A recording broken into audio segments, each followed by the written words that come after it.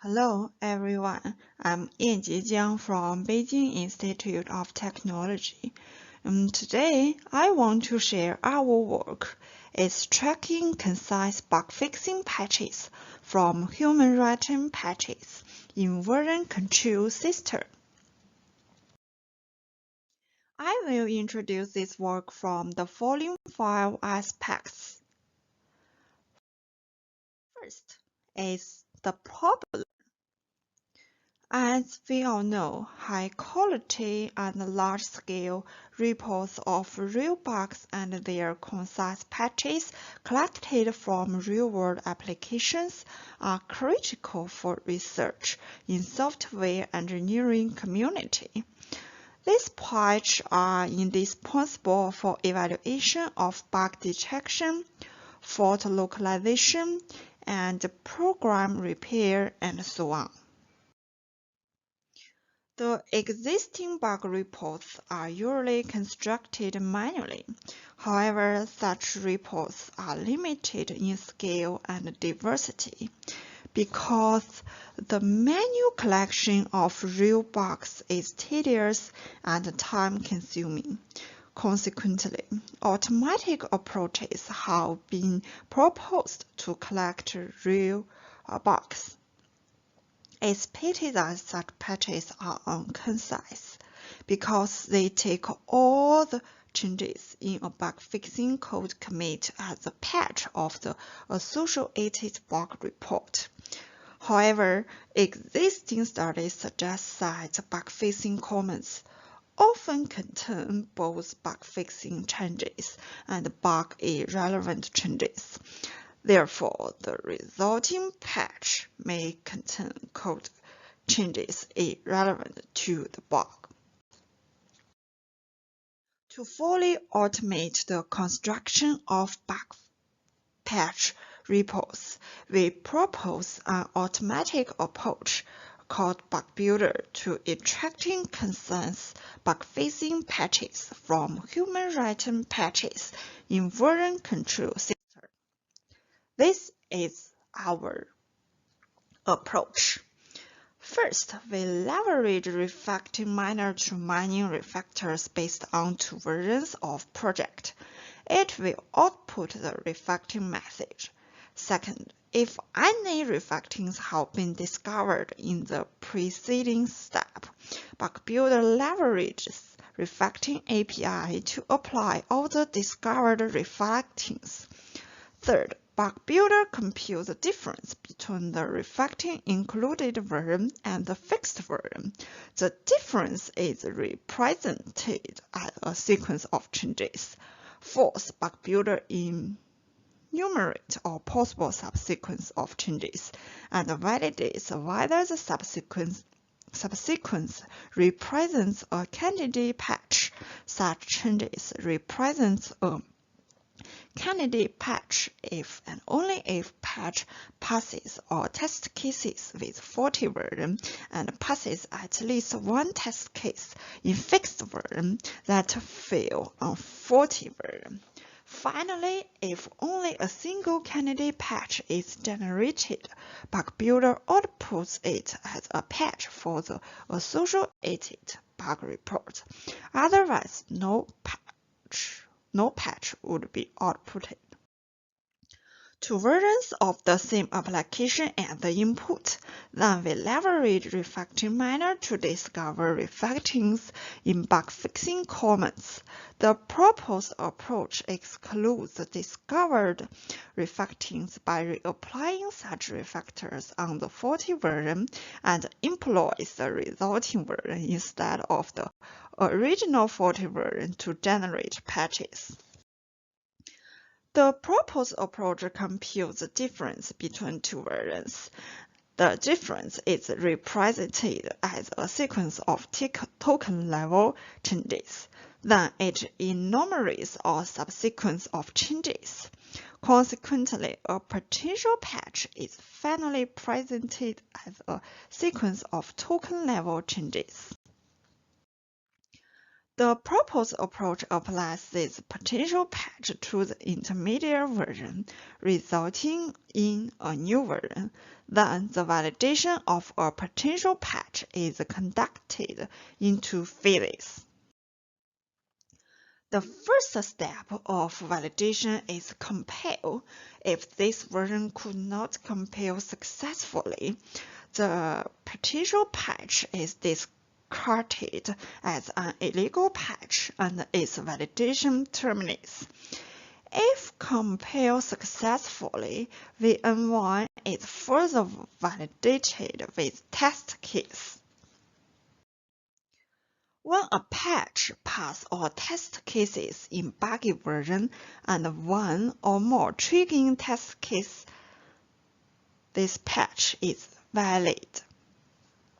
In addition, the triggering test cases are such test cases passed by fixed version but failed by buggy version.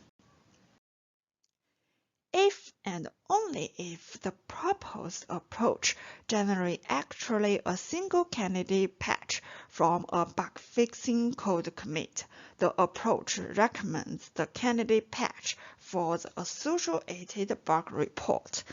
Otherwise, no patch would be recommended. Now I will introduce the evaluation. Our evaluation is based on the raw data in default 40. Default 40 contains 835 bug-fixing comments. The first resource question is to investigate how often do bug-fixing comments contain bug-irrelevant changes. Bug-fixing changes account for 63% of the changes made in bug-fixing comments. In other words, 37% of the changes in bug-fixing comments are bug irrelevant, and so such changes should not be included in patches for the associated bugs. This result suggests that 47% bug-fixing comments contain bug-irrelevant changes. In other words, 53% comments only contain bug-relevant changes. The second research question is to investigate, is BugBuilder accurate? The results show that the precision of BugBuilder is 95% and the recall is 38%. It validates BugBuilder is accurate and effective. The third research question is to investigate to what extent does the refactoring detection and the replication affect the precision and recall of BugBuilder. The results show that detecting and reapplying refactorings help to improve recall of BugBuilder, while its precision keeps stable. The last resource question is to investigate, is BugBuilder scalable? The result shows that BugBuilder is scalable. Next, I introduce the Toolkit. The proposed approach BugBuilder is public, and we also build a growing bug repos based on BugBuilder. And more important, the growing bug repo keeps growing. Now it's a conclusion.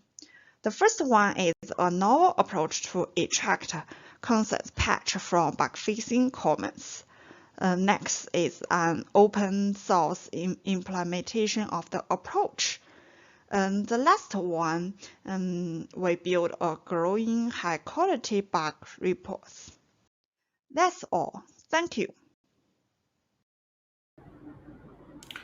Okay, welcome to this backstage of the last paper. My name is Mika. I'm still the session chair, and we have Jan, Chie, and Viljo. Okay, thank you. I didn't see the name. So we have the authors here to answer the questions. Okay, I don't see any questions in the chat, so I can get us started.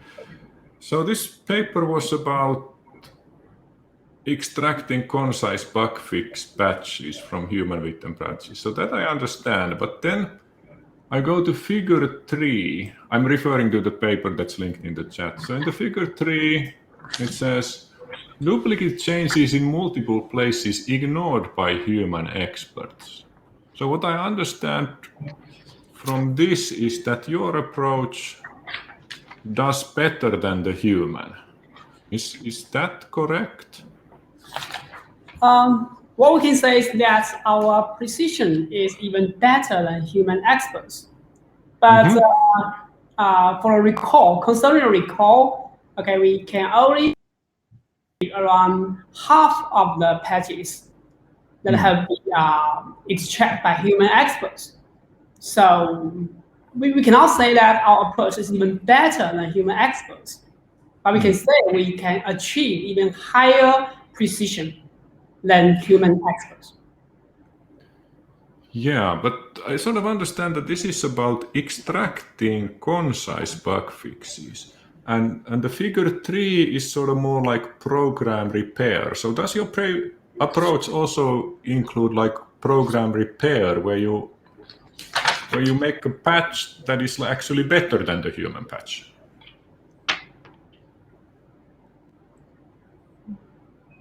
This one. I don't have the paging. Which page? You mean figure 3? Figure 3. Yeah, this is in. Which page? I think this is page 8.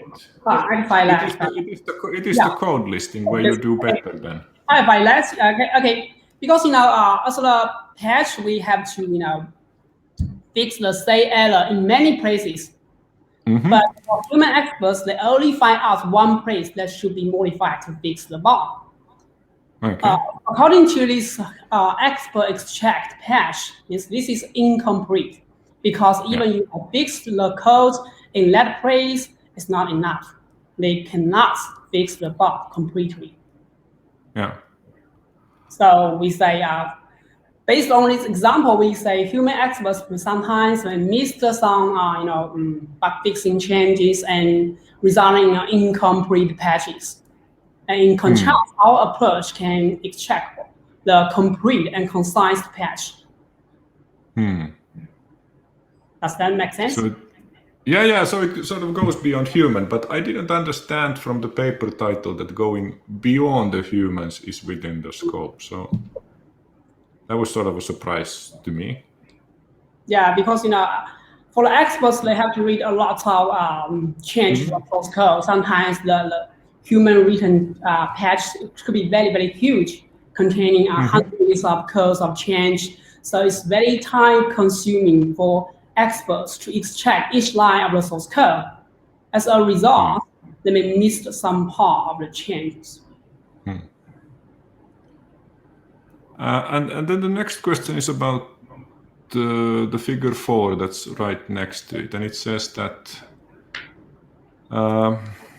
revision would result in compiler errors. So does that mean that defects for J has incomplete patches that would that don't compile? Or what does this mean? Does it mean that the original data has something that doesn't compile? Is that the case? This means that they have missed the line 6, means slows IO exceptions. Without change, the fixed version will not work, cannot be compiled. Yeah, but that's in the data. That's in the defects for data set, something that doesn't compile. Is that correct? No, it's that the patch, because they suppose the buggy version contains this slow exception statement. So once the patch, they can be compliant. But the incorrect thing is that they have figured out an incorrect buggy version. Okay. Okay, now we have a question in the chat from Guru Bahandari. So do you consider the consecutive patches from picking the right patch? Because sometimes it can be possible that some bug fixing commits left the bug in the source code and further commits fix the bug. I think this is sometimes led to false positives. Okay, we have not yet considered such kind of bugs.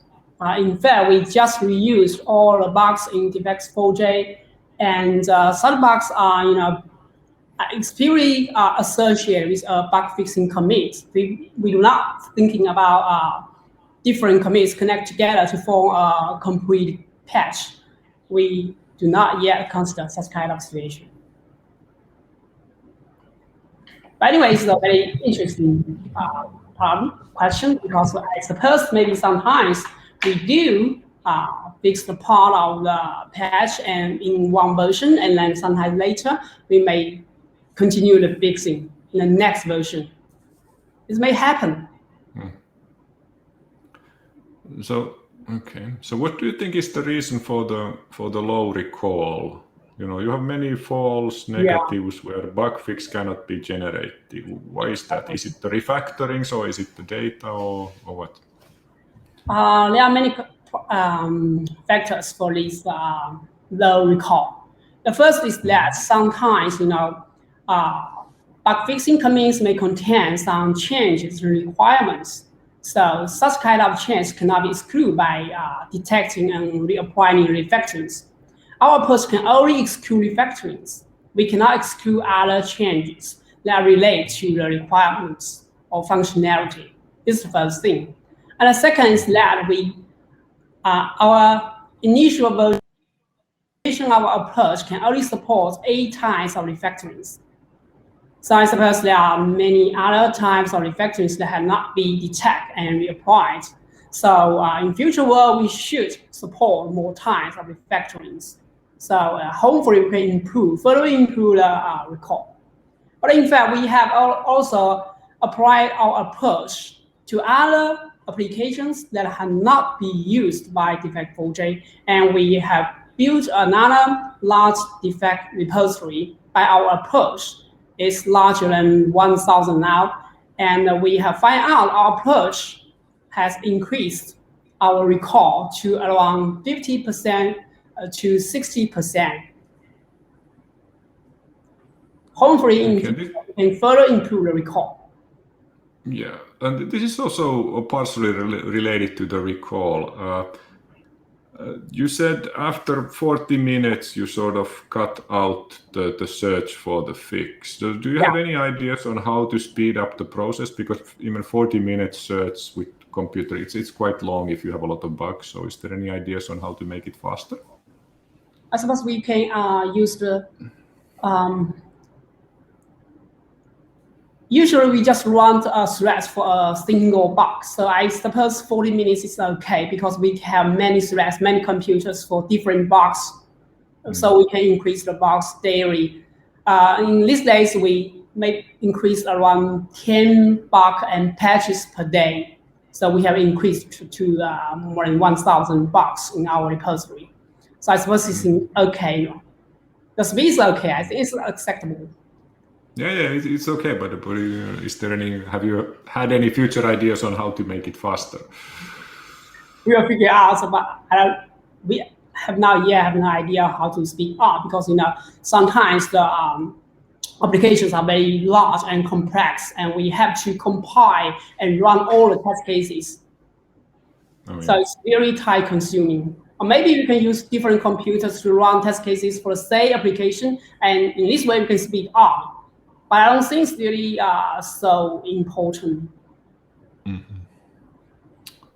Okay, so we have 10 seconds before this session ends. I welcome everyone to join Yan Jie in the discussion room.